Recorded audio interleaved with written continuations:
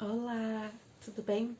Muitas pessoas têm dúvidas de como criar um quadro de rotina que realmente funciona.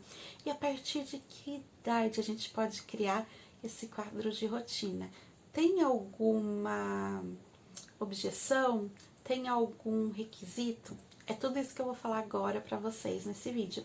Mas antes disso, deixa aqui para mim o seu like e se inscreve nesse canal para sempre receber as atualizações aqui da Criação Respeitosa, tá bom?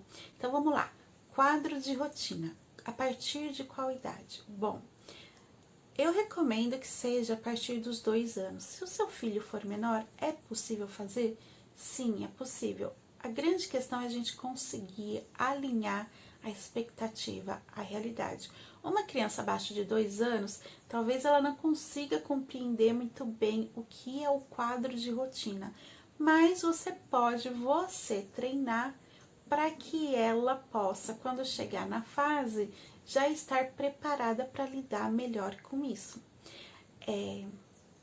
Antes de eu falar, então, como funciona o quadro, eu vou fazer um parênteses para explicar o porquê esse quadro é tão importante e valioso para as crianças. As crianças, elas realmente aprendem através da segurança, elas precisam estar dentro de um ambiente seguro para que elas possam explorar e conseguir assim se desenvolver da melhor forma.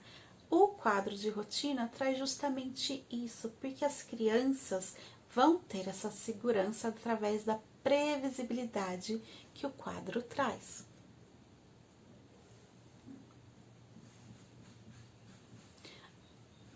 As crianças terão a segurança que a previsibilidade.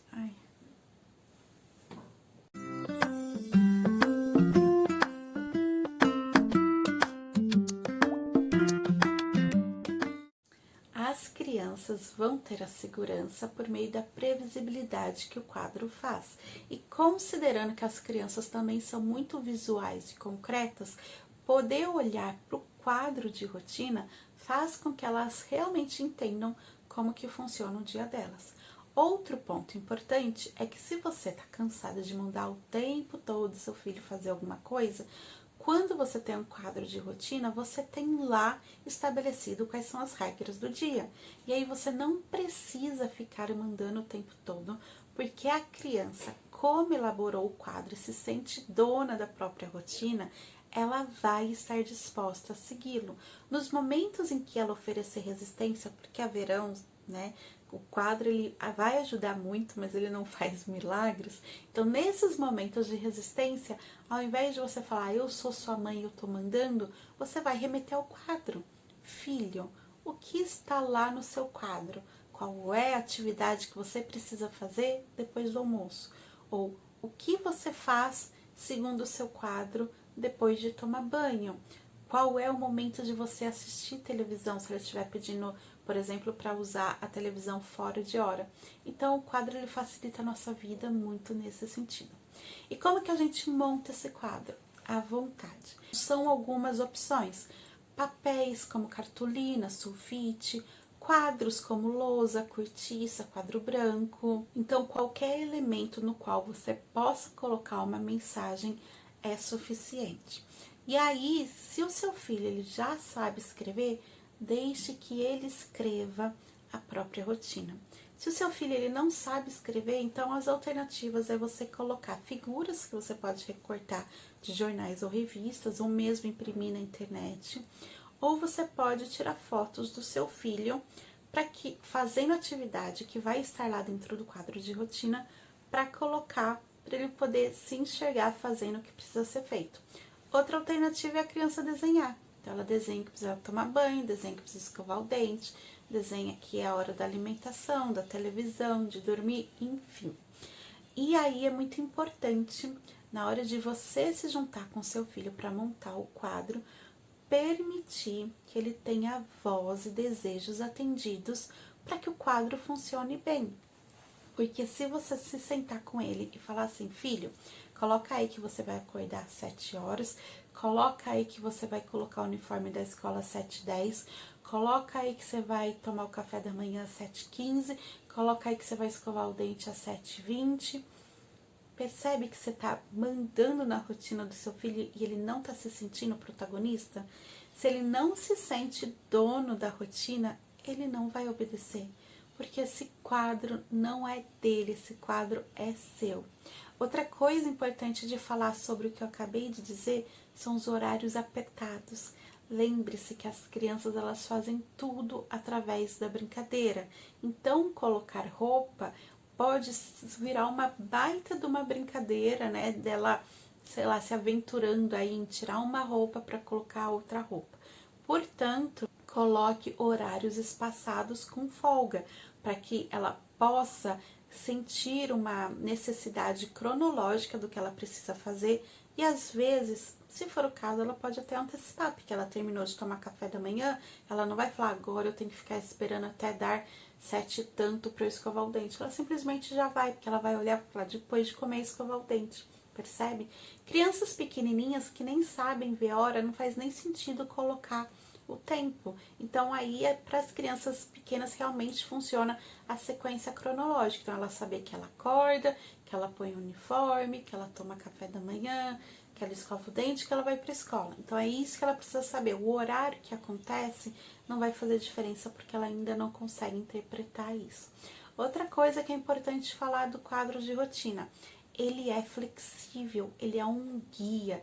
Então, se precisar fazer ajustes, façam, experimentem, usem ele como um modelo. Então, vamos supor que vocês colocaram que ele vai chegar da escola, tomar banho e depois almoçar. Só que aí vocês viram que isso quebra o clima, atrasa, ele fica irritado porque ele tá com fome, que ele precisa logo comer e depois ele gosta de dar um tempo, um descanso, ele não, né?